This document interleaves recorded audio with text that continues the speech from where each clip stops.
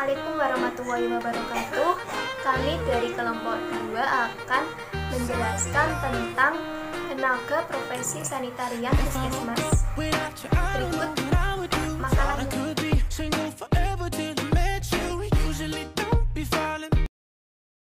Standar profesi sanitarian. Standar profesi sanitarian adalah suatu standar bagi profesi kesehatan lingkungan dalam menjalankan tugas profesinya untuk berperan secara aktif, terarah, dan terpadu dalam pembangunan kesehatan nasional. Profesionalisme tenaga sanitarian atau kesehatan lingkungan ditunjukkan dengan perilaku yang memberikan pelayanan kesehatan berdasarkan standar pelayanan, mandiri, bertanggung jawab, dan bertanggung gugat, serta senantiasa mengembangkan kemampuannya sesuai dengan perkembangan ilmu pengetahuan dan teknologi. Dalam era globalisasi, tuntunan mutu pelayanan kesehatan lingkungan tidak dapat dielakkan lagi. Peraturan perundang-undangan sudah mulai diarahkan kepada kesiapan seluruh profesi kesehatan dalam menyongsong era pasar bebas tersebut. Sanitarian harus mampu bersaing dengan profesi sanitarian atau pelayanan kesehatan lingkungan dari negara lain.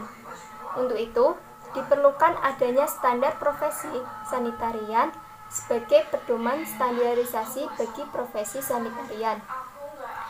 Tenaga kesehatan lingkungan adalah setiap orang yang mengabdikan diri di bidang kesehatan dalam rumpun kesehatan lingkungan, serta memiliki pengetahuan atau keterampilan melalui pendidikan tinggi di bidang kesehatan lingkungan untuk jenis tertentu, memerlukan kewenangan dalam melakukan upaya kesehatan. Sedangkan tenaga sanitasi lingkungan atau sanitarian adalah tenaga kesehatan lingkungan yang memiliki pengetahuan dan keterampilan melalui pendidikan kesehatan lingkungan dengan spesialisasi sanitasi lingkungan yang diperlukan untuk melaksanakan kewenangan dalam upaya di bidang kesehatan lingkungan. Nah, berikut ruang lingkup dari sanitarian. Ruang lingkup sanitarian tenaga sanitarian merupakan pelayanan kesehatan lingkungan yang meliputi pengelolaan unsur-unsur yang mempengaruhi timbulnya gangguan kesehatan, antara lain 1. Lingkup pelayanan pengelolaan limbah cair. 2. Lingkup pelayanan pengelolaan limbah padat. 3. Lingkup pelayanan pengelolaan udara dan limbah gas. 4. Lingkup pelayanan pengelolaan sampah yang tidak diproses sesuai persyaratan pemerintah. 5. Lingkup pelayanan pengendalian binatang pembawa penyakit. 6. Lingkup pelayanan pengelolaan zat kimia dan limbah B3 termasuk limbah medis. 7. Lingkup pelayanan pengelolaan kebisingan yang melebihi ambang batas. 8. Lingkup pelayanan pengelolaan radiasi sinar pengion dan non-pengion. 9. Lingkup pelayanan pengelolaan air yang tercemar. 10. Lingkup pelayanan pengelolaan udara yang tercemar. 11. Lingkup pelayanan pengelolaan makanan yang terkontaminasi. Tenaga sanitarian yang memiliki SIK-TS dapat melakukan pekerjaan pada fasilitas pelayanan kesehatan tenaga berupa puskesmas, klinik, rumah sakit, maupun fasilitas pelayanan kesehatan lainnya. Yang selanjutnya yaitu kode etik sanitarian.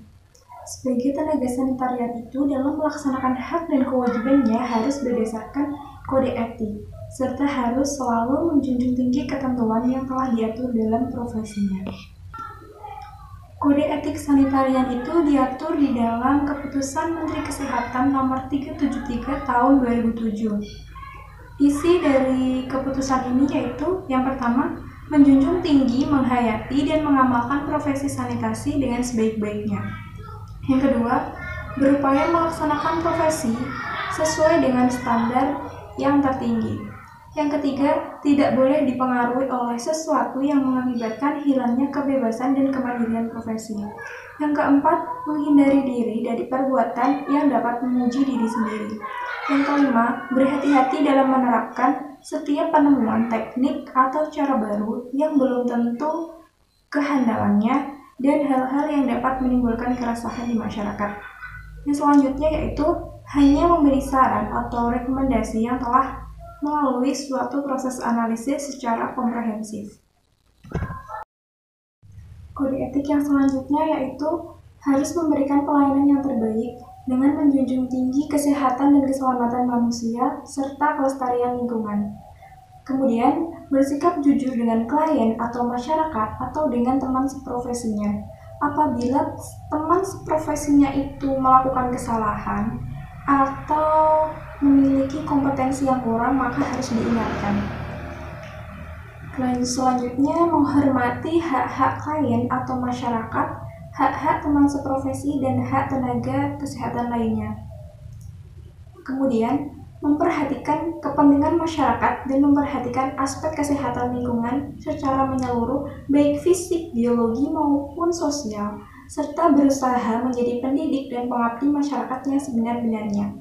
Yang terakhir yaitu dalam bekerja sama dengan pejabat di bidang kesehatan maupun di bidang yang lain, maka harus senantiasa saling menghormati. Yang selanjutnya yaitu pelanggaran kode etik sanitarian. Pelanggaran kode etik ini berupa melalaikan kewajiban, melakukan sesuatu hal yang seharusnya tidak boleh diperbuat oleh tenaga kesehatan. Kemudian mengabaikan sesuatu yang seharusnya dilakukan oleh tenaga kesehatan. Kemudian melanggar sesuatu ketentuan menurut atau berdasarkan undang-undang. Selanjutnya ada menggunakan identitas berupa gelar atau bentuk lain yang menimbulkan bagi masyarakat seolah-olah merupakan tenaga kesehatan yang kompeten dan berwenang. Yang terakhir, menggunakan alat, metode, atau cara lain dalam memberikan pelayanan kesehatan perorangan kepada masyarakat yang menimbulkan seolah-olah yang bersangkutan adalah tenaga kesehatan yang kompeten dan berwenang. Akibat dari pelanggaran tadi, maka timbullah sebuah sanksi. Sanksi ini dikeluarkan oleh pemerintah, baik itu pemerintah daerah, pemerintah kabupaten atau kota, dapat mengeluarkan tindakan administratif terhadap tenaga kesehatan yang melanggar. Tindakan administratif ini dapat berupa teguran lisan, teguran tertulis, denda, maupun pencabutan izin. Yang selanjutnya yaitu peran dan fungsi tenaga sanitarian puskesmas. Jadi sebagai tenaga sanitarian tentunya kita mempunyai peran dan tugas dan fungsi yang antara lain yang pertama menyusun rencana kegiatan pelayanan kesehatan lingkungan berdasarkan program puskesmas dan ketentuan perundang-undangan yang berlaku sebagai pedoman kerja. Yang kedua yaitu melaksanakan kegiatan lingkungan meliputi pendataan, pengawasan, dan SAB, jaga, TTU atau TPM atau pestisida, penyuluhan kesehatan lingkungan, mengatur dan mengawasi petugas kebersihan UPT Puskesmas, dan koordinasi lintas program sesuai dengan prosedur dan ketentuan perundang-undangan yang telah berlaku. Yang ketiga yaitu mengevaluasi hasil kegiatan pelayanan kesehatan lingkungan secara keseluruhan. Lalu yang keempat yaitu membuat catatan dan laporan kegiatan di bidang tugasnya sebagai bahan informasi pertanggungjawaban kepada atasannya. Yang terakhir yaitu melaksanakan tugas lain yang akan diberikan atasannya. Baik, dari penjelasan teman saya terkait peran sanitarian yang begitu penting, otomatis jika di suatu daerah ini kekurangan atau minim atau terbatas jumlah tenaga sanitariannya, secara tidak langsung sanitasi di daerah tersebut juga akan terganggu, baik dari segi kebersihannya maupun dari segi kesehatannya.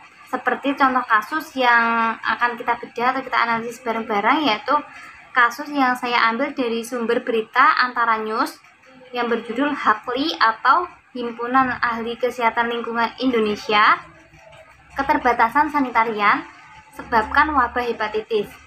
Nah, jadi dari berita tersebut dijelaskan bahwa di suatu daerah, yaitu tepatnya di Universitas Parahyangan Bandung dan sekolah di Depok pada tahun 2011 itu pernah terjadi wabah hepatitis A. Menurut penuturan Kepala Hakli 1 mengatakan bahwa terjadinya wabah tersebut disebabkan oleh salah satunya yaitu oleh adanya keterbatasan jumlah tenaga sanitarian yang ada di daerah tersebut. Nah, dari berita tersebut dapat kita ambil tarik masalahnya, yaitu ada hak masyarakat yang tidak dipenuhi atau yang tidak terpenuhi, yaitu tertuang pada bab 3 pasal 10 ayat 10 yang berbunyi, sanitarian diharuskan untuk memperhatikan kepentingan masyarakat dan memperhatikan aspek kesehatan lingkungan secara menyeluruh, baik fisik, biologi, maupun sosial, serta berusaha menjadi pendidik dan pengabdi masyarakat yang sebenar-benarnya. Tapi sesuai fakta di lapangan yang ada, bahwa masyarakat kurang terpenuhi atau kurang terjaga sanitasinya karena kekurangan tenaga sanitarian. Nah, di sini ini ada pelanggaran hak masyarakat karena tidak terpenuhinya hak masyarakat karena tidak dijalankannya kewajiban oleh sanitarian. Di sini ini bukan hanya salahnya si sanitarian, tapi juga salahnya karena ada salah pemerintah karena pemerintah tidak meratakan tenaga sanitarian di daerah tersebut.